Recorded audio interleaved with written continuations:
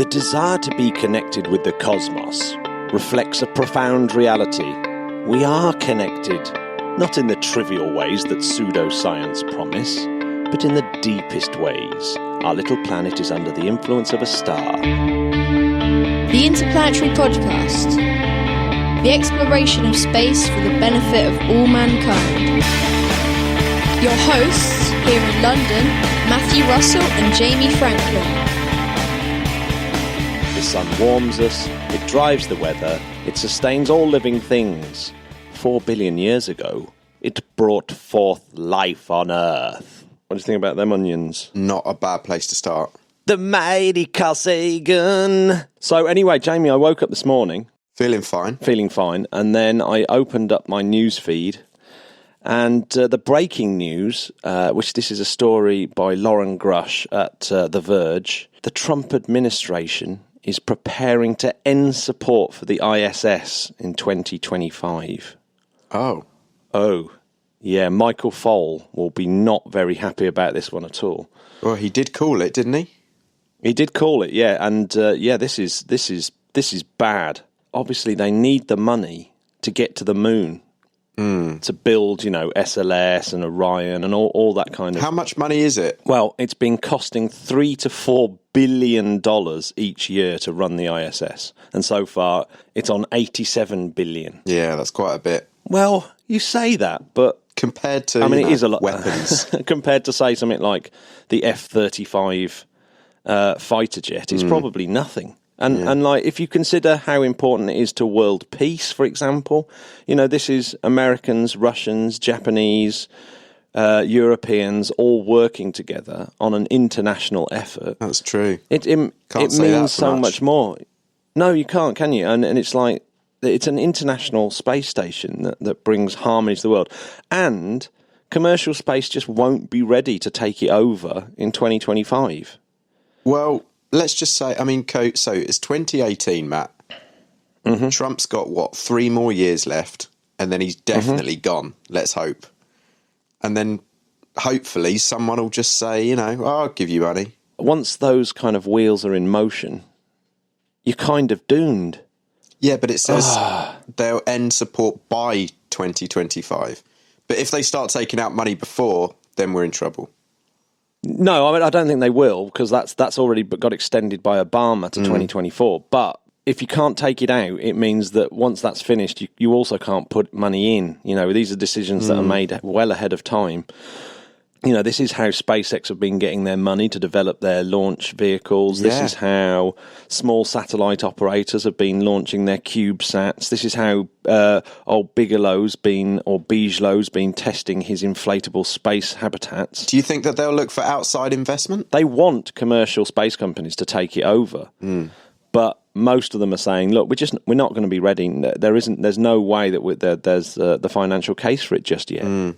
But they reckon by 2028 they will be. So if only they just could find the money for that extra 3 years, maybe. Well, here's hoping. Let's get on to some more exciting news. Yes. The static test fire on the Falcon Heavy was conducted on Wednesday, January the 24th. And how did it go? Well, they did a 10-second burn. It all seemed to go absolutely perfectly. All 27 kerosene liquid oxygen engines managed to fire up. I like the photo of the cloud it made. It's unbelievable. It's so good. Now, is it smoke or is it steam? See, this is what I was thinking. Yeah. I think it's steam, because that's what Elon Musk said. But a lot of other people described it as smoke. But I'm going with steam. Elon Musk then said that the launch could take place in a week or so. It's not good news for us, is it? That no, it's not. There is no way. It's not going to happen on Earth that I'm going to be able to dodge out of work. There's always next time. So annoying. We'll have to FaceTime our good podcast friends, that's true. Won't we? Yeah, that's true. Yeah, we might be able to find a roving reporter who'll do it for us. That would be good. I have a plan. Yeah. But in other good news for SpaceX and Elon Musk, drink.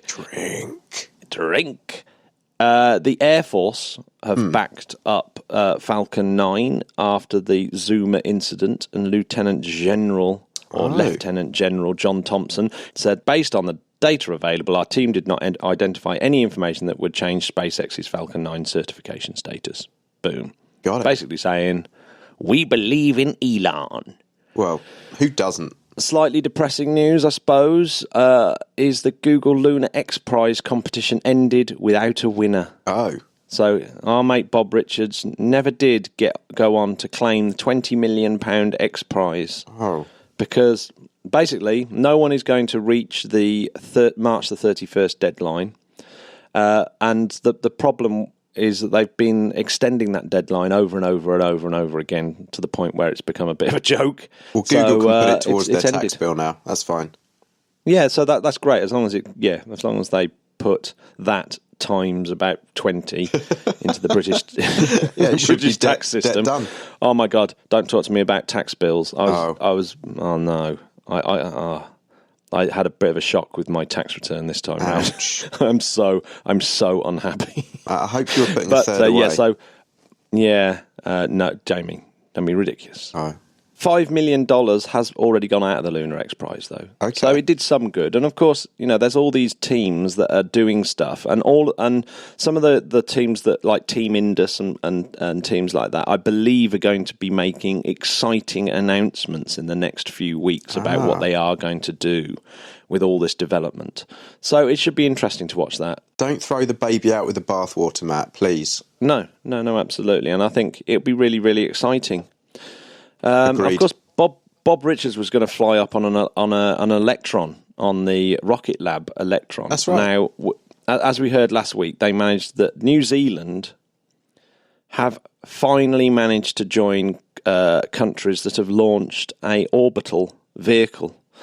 Rocket Lab obviously managed to launch and get a few satellites into orbit, 3 commercial satellites. But what they didn't tell us is that they had a massive disco ball on board. What? So, Peter Beck, the CEO of Rocket Lab, he announced yesterday that he had this thing on board called the Humanity Star, which is this massive disco ball. I mean, you could not describe it in any other way than a disco ball. And it is party time. So basically, if you look up in the night sky, you go to their website and you see when it's passing over, and there'll be this big flashing satellite, and it's supposedly the brightest star in the night sky flying over. Is that why they did it? So it says, our hope is that everyone looking at the Humanity Star will look past it to the vast expanse of the universe and think differently about their lives, actions, and what is important for humanity. Now, what do you really think about this? Because there's a little bit of me that goes, hang on a second, if the very first thing that commercial space does is start sticking up these kind of, for want of a better word, art projects, or is it a commercial kind of advertising? I just don't really know what it is, and I'm thinking if everyone just goes up in a free for all of sticking up things like this into space, is that such a great idea? I can't work it out. I can't. There's a little bit of me that goes, that's really cool. It'll get people looking up into the sky. But what about the poor astrophotographers who are trying to take a picture of the, M37, and then in flies this massive, dazzling disco ball? Yeah, I'd like to know how intense it is. Yeah, well, I would imagine. I can't imagine it being as bright as the International Space Station, for example. And what's really, isn't there enough satellites twinkling up in the night sky for people to look up at and go, oh, look? And there was a really funny thing of people saying, oh, people are familiar with iridium flares, but are less familiar with the cosmos. It's like, what section of the human race are familiar with iridium flares, but not the cosmos? Yeah, exactly. Yeah, that seems very, very unlikely. So I'm not sure. I really like the chutzpah of it, and I like the kind of I like the artiness of it, and I do get the sentiment, but I'm not sure this is what and the fact that it was a secret payload seems a bit weird. It's like, I better not tell anyone about this because there might be some objections. I don't know. Doesn't seem great to me. But yeah, it seems a bit soon as well. It's kind of like let's wait till we've got to Mars before we start showing off with art in the sky. Shall we? Do you know what? It really reminds me of a book by Rudy Rucker. I think it's The Singularity, and they send off these nanobots that eat Mars and use all the material to create massive adverts in the night sky. Really? And then these nanobots go wrong or are programmed by a malevolent force and come back down to Earth and eat the Earth. Oh. And the main protagonist saves the Earth by teaching his autistic son this massive long piece of code to remember, so that when he gets eaten, that massive long piece of code gets back in and reverses the entire process, so that the Earth is rebuilt and the Mars is rebuilt as it was when the nanobots arrived. I like the sound of that. and everyone is saved. It's pretty crazy, but what's it called? I think it's called Singularity or Post Singularity, maybe Post Singularity. It's Rudy Rucker books are amazing. But Rocket Lab also did something else. They had a kick stage on board still testing, which is still testing is the name of the rocket, by the way. It worked perfectly and launched all these CubeSats as well. So that was a pretty cool... See, Matt, that's very, very clever, calling your rocket still, or your satellite still testing, isn't it? Because if it blows up, you can go, well, it's still testing. You know. I'm still testing. Names in the title. Considering how successful that rocket was, we can't really call it still testing. It's like it's actually doing stuff. Now it has to be called tested. So the Rutherford engine is what works the Electron, and the Curie engine is what works this new kick stage. I love a good Curie. Yes. So anyway, first Ariane flight of the year is this week. And our friend Julio is going to be there, isn't he? He did say he is. So he's gone off, and we'll be having a little chat with him, maybe persuade him to talk about this flight. I hope when we meet him on Monday. But I mentioned Gold last week, didn't I? Which is flying up on the SES-14, and I was right to say that I thought it was a bit unusual for NASA to have something on another satellite, and it is indeed the first ever. NASA science mission to fly on a commercially hosted payload. So this SES-14 commercial communication satellite is hosting this Gold. And Gold stands for the Global Scale Observations of the Limb and Disk. And what it does is it looks at that kind of place where the upper atmosphere meets space to try and understand how that area of the atmosphere works, the magnetic fields and the boundary of Earth's atmosphere and space, the charged particles, the ionosphere, and all that stuff. So it's very, very important. Spandau Ballet had no idea that it would come to this. Oh, yes. I know it's early, Matt, but you got to keep up with me. I'm like razor sharp. Gold. Always believe in the ionosphere. It's imperceptible. That would have been a totally different 80s pop song, wouldn't it? Oh, yes, it'd be pretty good. Would be. We should maybe now include Gold in our playlist. I think maybe we should. Thanks very much, everyone, for sending in your suggestions. We got some really, really, really brilliant ones. What a playlist. And actually really interesting to listen to, because obviously every song is so different. Yeah, there's almost 100 songs on it now. Really? Yeah. Jeez.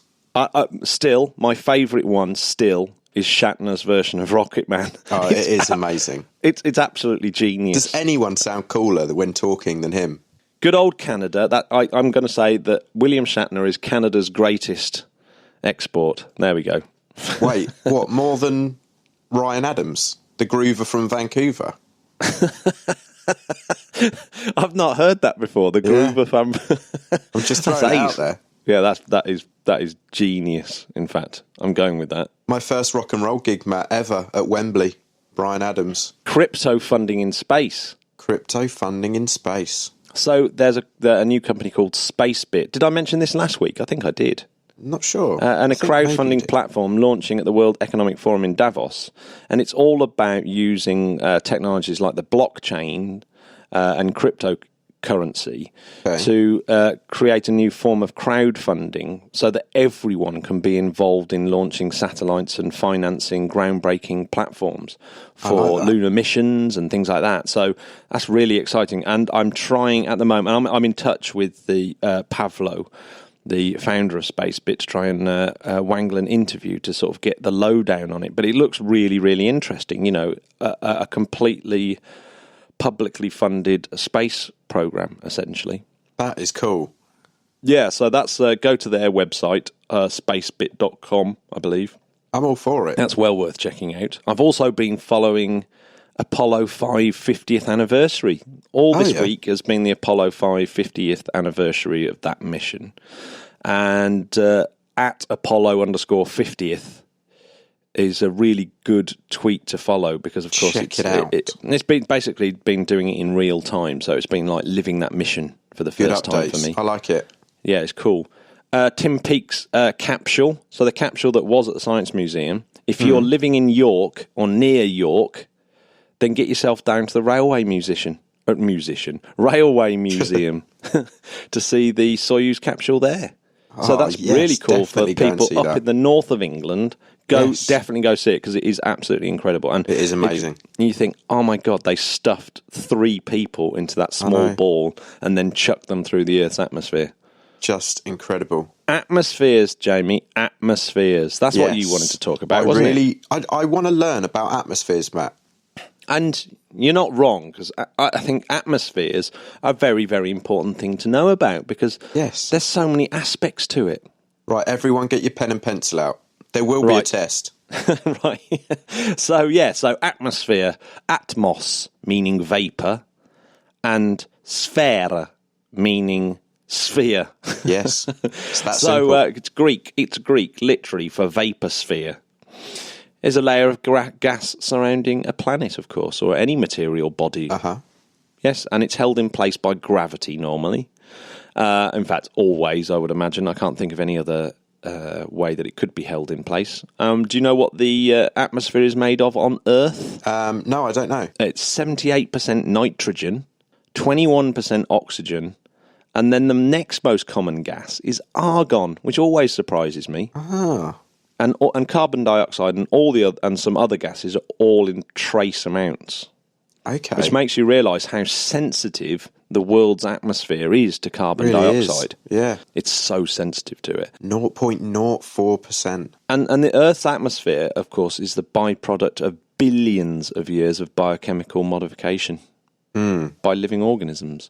That's why it's important, and we'll get onto this in a little bit later. But so evolution, Matt, creates atmosphere. It does. Life creates atmospheres of a certain type, and that's what we're going to be looking for in the next 100 years with giant telescopes like the James Webb Telescope, all these massive ground telescopes, and see if we can get information on exoplanets about whether we can see stuff. And there's been some interesting papers this week, actually, that have been in the newspapers, but we'll get onto that in a second. I just wanted to actually cover the kind of important aspects of atmosphere that make planets habitable or not habitable. For example, atmospheric pressure. So atmospheric pressure is really caused by the weight of the gas that's above you. So obviously you're standing on Earth, but you've got this column of gas that goes all the way up to outer space, as we were talking about before. Yes. And that column of gas is like literally has a pressure on you, which is about 101 kilopascals, or almost 15 pounds per square inch. So that's, and that's known as an atmosphere, the standard atmosphere, and that's internationally recognised as a unit. Got it. And as you go up through the atmosphere, it diminishes, the pressure diminishes and declines by a factor of E, Euler's number. And I love any equation that has Euler's number in it, because it's a magical. You do you? I do. It's a magical number. More magical, some would say, than pi. Wow. There's the atmospheric escape. And this is how atmospheres are lost to space. So you can imagine something like helium, for example, on Earth is lost to space because the atmosphere is hot enough to give helium atoms the speed to achieve escape velocity. So they're just not held to Earth by gravity because they're just moving too fast. Atmospheres changes depending on the heat that's in the atmosphere and the gravity that's holding it down. So there's a kind of mixture of those two things. So, but there's other mechanisms that can cause atmospheric depletion, and that's the solar wind can strip the atmosphere away, which of course is what's been happening to Mars, because Mars isn't protected by a magnetosphere or a magnetosphere. Yes. And that effect, I believe, is called sputtering. It's a good word. Yeah, and impact erosions, weathering, sequestration, which is sometimes known as freezing out. And so that's atmosphere that's being absorbed back into the kind of bedrock, which of course is what we're trying to do with carbon dioxide at power plants. See, this is all really interesting because it makes you think that, obviously global warming is, a terrible thing. Mm-hmm. But how bad is it for the atmosphere, Matt? The global warming is the atmosphere. It is the fact that we're releasing these tiny amounts of carbon dioxide, even though it's in its tons, of course.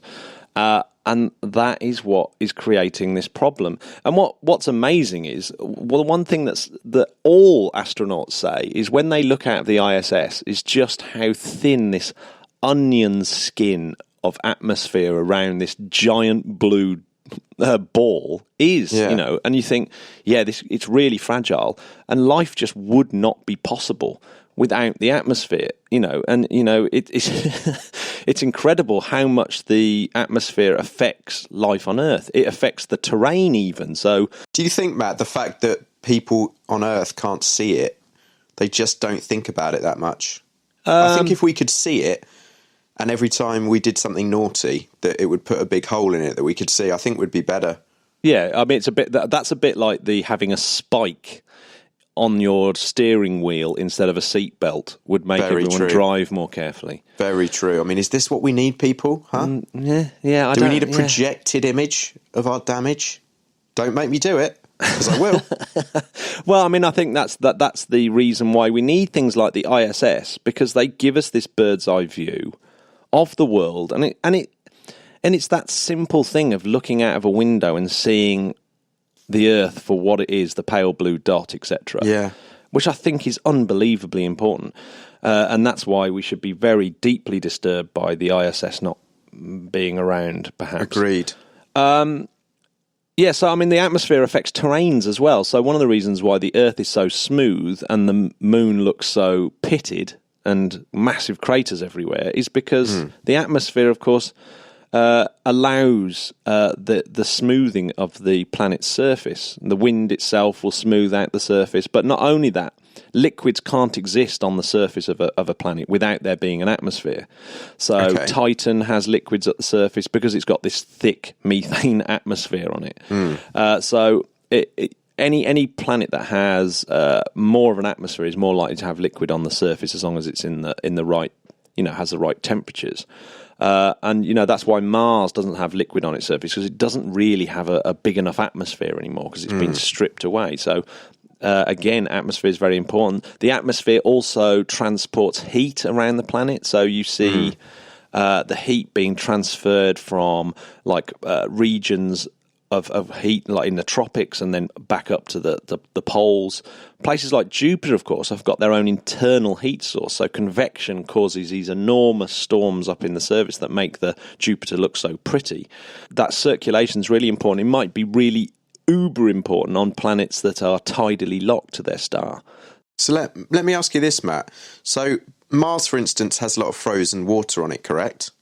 Well, yeah, underneath the surface, there's these frozen sheets of water. Yeah. Right, so it wouldn't ever be that their atmosphere has got thinner over the years because of that. There was definitely water on the surface of Mars, almost certainly. We see these riverbeds and everything, so Mars would have looked completely different. But that's when it had an atmosphere, when before the solar wind had stripped it of its atmosphere. So it would have had a thicker atmosphere.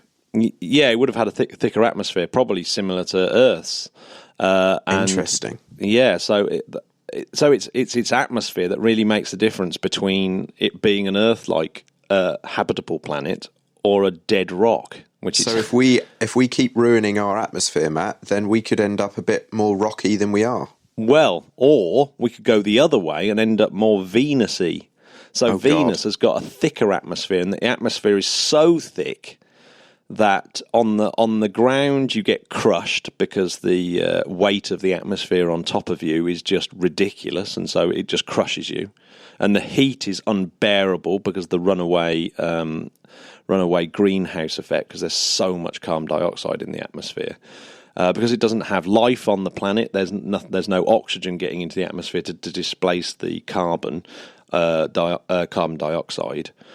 And so, it's horrific. So, what you don't want is too thicker atmosphere or too thinner atmosphere. It's back to the whole Goldilocks. It's not just the Goldilocks zone in terms of where you are with your star. It's the Goldilocks zone in terms of how thick or thin your atmosphere is as well. Matt, when you said Venus is thick, did you mean THICC? Yeah, absolutely. What else would I have meant? Well, I find that fascinating because that can tell so much, can't it, about what the history is, what potentially can survive there, right? Oh no, absolutely. And there's not. We obviously know about the atmospheres of a lot of the bodies in our own solar system. So Venus and Mars, like we said, are primarily composed of carbon dioxide atmospheres with small quantities of nitrogen, argon, oxygen, and things like that. 2 satellites of the outer planets have significant atmospheres. So Titan, and Triton have atmospheres mainly of nitrogen, and Pluto has an atmosphere of nitrogen and methane, similar to Triton's. Okay. But the gases are frozen when it's furthest away from the sun, so it has this kind of frozen atmosphere. Jeez. But there are other bodies in the solar system that have extremely thin atmospheres, and essentially you can't really consider them atmospheres. Like very, very trace amounts of gas just above the surface. So even the moon has this very, very faint gas, sodium gas mainly. Same with Mercury. Europa has a very, very thin oxygen atmosphere. And Enceladus, of course, has a nice water vapour atmosphere. Okay. The first exoplanet whose atmospheric composition was determined is HD 209458b. Rolls off the tongue. It does, doesn't it? And that's a gas giant. So far, we've only really been able to look at these enormous gas giants that are very, very close to their parent stars, mainly because of the way that we discover exoplanets and the fact that obviously they're the easiest ones to spot because they're quite big compared to the disk of the star. So there's 2 ways of measuring atmospheres of exoplanets. First is the transmission photometry, and that's the spectral light that passes through a planet's atmosphere as it transits in front of its star. Yeah.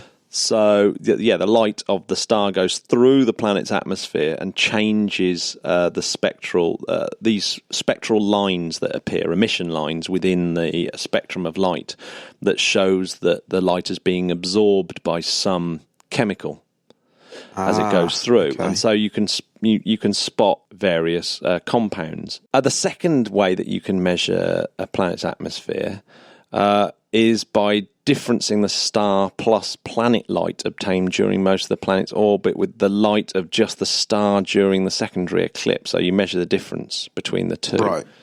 So, you can either do it directly or by taking one away from the other. But it's all done with, essentially emission lines in the spectrum of light. Okay. Such a great discovery that light contains all this fantastic information.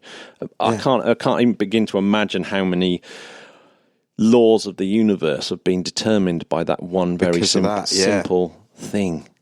So in October 2013, there was the first detection of clouds in an exoplanet, and that was on Kepler 7b. And in December 2013, the atmospheres of GJ436b and GJ1214b. And then there was an atmosphere confirmed around Gliese 1132b. And that's the most... B's. Yeah. Which means that they're the first planet by the star. It is the most Earth-like exoplanet to date that is known to have an atmosphere. So Gliese 1132 is looking like a good candidate to maybe put a lot more effort in. Ah, okay. I'm loving this, Matt. I'm literally making notes. So in 2008, water, carbon monoxide, carbon dioxide and methane were detected in the atmosphere of HD 1897733b. Uh-huh. And water's been detected in quite a few of in 2013, 2014. Lots of different atmospheres have been detected on various water detected in atmospheres on various exoplanets. In July 2014, NASA announced finding very dry atmospheres on 3 exoplanets.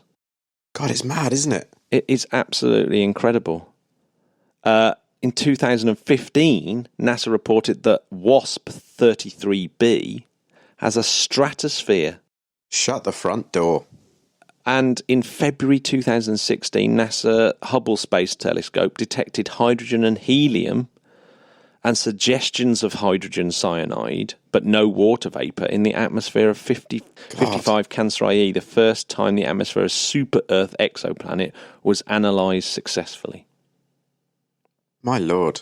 Now, we so many facts coming out my face. Yeah, we should talk about rain or precipitation on these exoplanets. So, normally, obviously, we're used to precipitation in the form of rain or snow. Yes. But, depending on the atmospheric temperature, pressure and composition and altitude, you can have absolutely ludicrous forms of precipitation. What are we talking? So, some hot atmospheres could have iron rain. No. Yeah, iron rain. That's so metal. It's literally heavy metal. Yeah, that is literally heavy metal. Judas Priest would love to live on a planet with iron rain. When Sabbath wrote their first single, it was raining iron. Oh, man. It was raining iron on some exoplanet somewhere. You can also have molten glass rain. Whoa. You can also have rocky rain from minerals like enstatite and corundum and wollastonite. Yeah. But some, and this is my favourite, some atmospheres of the gas giants, it could be raining diamonds. Oh, come on. Raining diamonds. What? It would hurt, but you'd kind of go, right, I'm going to have to go out and collect some of this. But you'd wear one of those like upside down umbrella hats, wouldn't you? Well, it'd have to be pretty strong. Imagine diamonds coming down on a very, very... Well, I mean, they'd be going so fast, wouldn't they, as well? On like imagine Jupiter having diamond rain. That's insane. It's absolutely incredible. And one of my favourites is rain that is neon dissolved in helium rain. This is crazy talk. Now, one thing that obviously is an indication for life is if there's oxygen in the atmosphere. That's if it's biological life in the sense that we know it. But oxygen can be caused by other geological processes. So it's not necessarily something that you can rely on. However, a new study that has been making the press is this idea that you can have this atmospheric disequilibrium. That's a good word. Yes, that could show life on planets or as being almost certain. So the co-author of this paper, David Catling, he said, we need to look for fairly abundant methane and carbon dioxide on a world that has liquid water at its surface, but find an absence of carbon monoxide. Our study shows that this combination would be a compelling sign of life. What's exciting is that our suggestion is doable and may lead to historic discovery of an extraterrestrial biosphere in the not-too-distant future. How freaking exciting is that? That's incredible. That's incredible. But remember, life's ability to make large amounts of oxygen has only occurred in the past 1/8 of Earth's history. Just going to get my calculator out. 4 billion divided... No. So this disequilibrium is potentially a detectable biosignature for Earth-like exoplanets. God, that is... My mind's blown again, Matt. That's pretty crazy, isn't it? So that is. So this paper does give a very, very good almost biosignature for these new uber telescopes to try and look for. So, something like the James Webb Telescope could be looking at the atmospheres of TRAPPIST star system the TRAPPIST-1 star system, and see if any of those planets have actually got biological systems going Proxima? We can look Proxima, closer to Proxima. Yeah, exactly. Yeah, Proxima C. That could very, very well turn out to be... imagine it. It just would be the most mind-blowing piece of news if it was like, the atmosphere is exactly this mix. Yeah. And the nearest exoplanet there can be, if that had life on it, that would be just incredible, wouldn't it? But what's really weirdly in the press, there's been another one of these papers, panspermia-style papers, very much like the one that we had from Robert Zubrin. And there has been some more of those papers coming out that space dust can actually travel around the solar system and into other star systems. So there is a mechanism for organic life perhaps to be spread across the entire... Once it gets started somewhere, it could get spread across the entire galaxy. Matt, I keep telling you, it's not just science fiction. Yeah? Yeah, I know. I bought my book on panspermia. I'm not gonna brag, but this was about 10 years ago. Can everyone keep up, please? Oh, to be honest, my dad was going on about panspermia when I was a little boy. Really? Yeah. Your dad wins. He does, doesn't he? I'm pretty certain it was from a Carl Sagan book, and I can't remember which one it was. Sagan wins. Sagan wins. Again.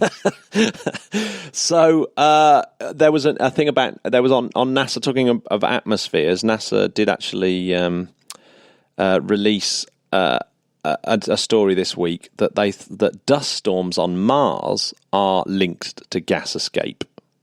So so hydrogen gas is lost to space because of this seasonal dust storm. So the dust storms themselves may be affecting Mars' atmosphere. So atmospheres are extremely complicated and dynamic kind of things on these planets. These atmospheres are always being replenished somehow by geological processes like volcanoes and stuff like that. God, it's just, I just love this. I can't wait to listen back to this so I can actually understand it a bit more. I'm loving it, Matt. We'll finish with a moon space fact on atmospheres. But there's just a couple of news stories I forgot to say. What's been going on? Your favourite, Scott Tingle. Oh, yes. ST, what's he been up to? He became the 222nd human to perform a extravehicular activity, or an EVA, good work, Tingle. On Tuesday. And he went out with Mark van der Heij on a spacewalk that lasted 7 hours and 24 minutes, which isn't at all bad for two men in their 50s. One from the army, one from the navy, apparently. And they've been fixing the Canadarm2. They've been literally putting a new hand on it. That's awesome. And I believe there's another spacewalk soon with Kanai to go and fix the other part. The other hand. You know your life's good when you get to go on a spacewalk, don't you? Oh, man. And they did an epic job. 7 hours and 24 minutes in a spacesuit. I bet their fingers are absolutely red raw. Yes. So, well done, Tingle and Van der Heij. Congratulations, guys. Yes, brilliant. Also, a little sad one. NASA is going to honour its fallen heroes this year to mark the 15th anniversary of the Columbia accident.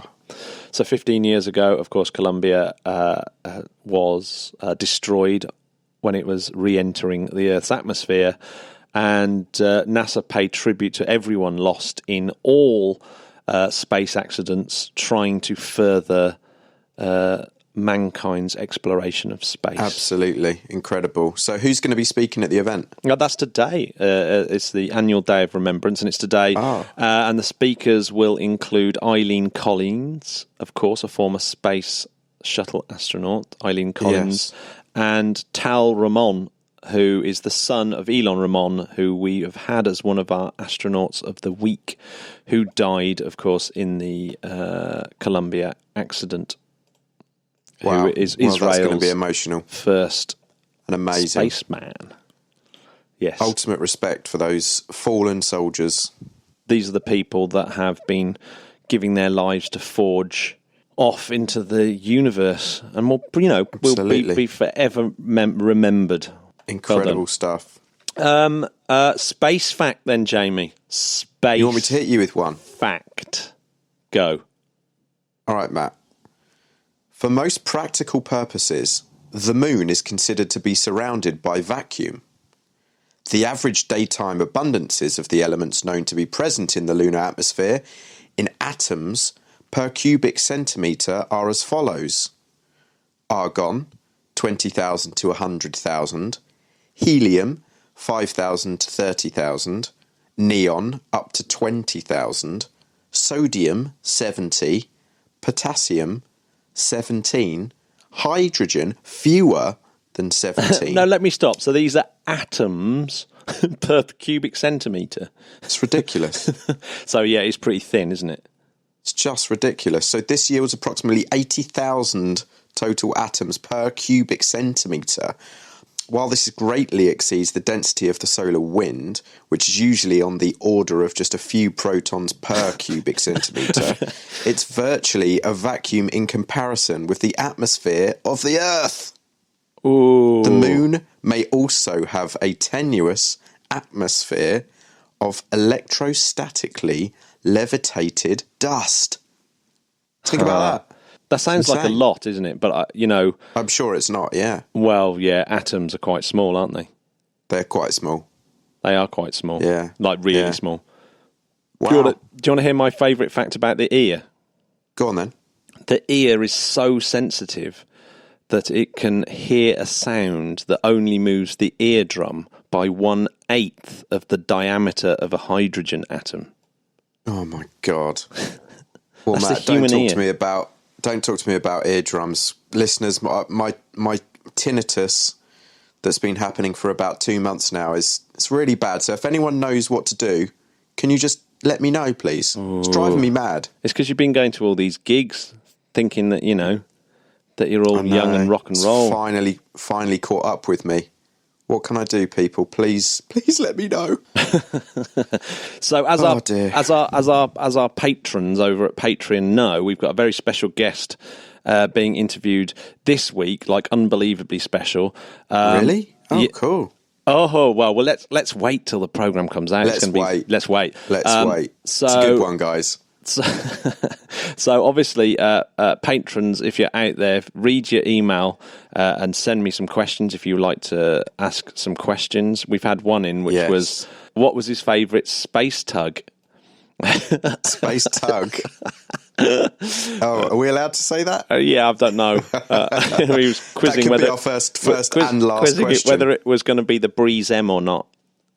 So that's amazing. Which it should be, of course. But yeah, we'll see. We'll see. So, hey Matt, if I'm not a patron and I'm intrigued about how to become one, how do I do it? You just head over to patreon.com/interplanetary and just see us there, or just go to our website and press the Patreon button. That's www.interplanetary.org.uk. Very important you put UK there, org.uk. It's not .com. Yes, please. Just couldn't afford that one.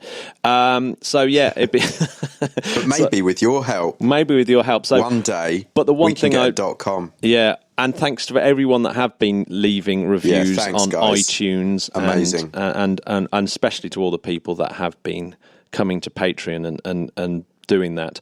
I swear we will read out a big list of Patreon users, and we will absolutely do that. Matt, have we got the best listeners in the world? We have got the best listeners in the world. Hi guys, just throw it out there. They're the best, and I've had some brilliant tweets this week. There have been some awesome ones, and thank you very much. It's just so much fun. So yeah, we'll read you all out, because next week we're going to have possibly our best ever episode, because we're flying out. We are flying out to Cologne to the astronaut. We are. Centre. We're flying out to Cologne for you. And actually, we without the help of the Patreon thing, that would have probably been impossible. So particularly after my tax return. So that's really, really fantastic. So it's already paying dividends. But it's going to be the really best. is. It's going to be our best ever episode. There's a lot of pressure on us, Matt, isn't there? There is now? a lot of pressure. I think we can do it. Space Podcasts. Tune in next week. Tune in. Until then, Sagan bless. You have been listening to the Interplanetary Podcast. Stay safe underneath our thin atmosphere. Oh, we should note that our thin atmosphere does protect us from micrometeorites as well. That's something like on the moon. If you're on the moon, because there's no atmosphere, these little tiny micrometeorites that are hitting the Earth all the time, they burn up. And even big meteorites burn up in the atmosphere. But on the moon, they just go whacking into the surface. So if you're standing on the surface and a tiny, and I mean tiny bit of sand or anything like that hits you at 60,000 miles an hour, that's it. It's game over. Dead. So thank goodness for atmospheres. We need to look after it. Goodness. See you next week, podcasts. It's going to be awesome. Keep raining diamonds. Bye.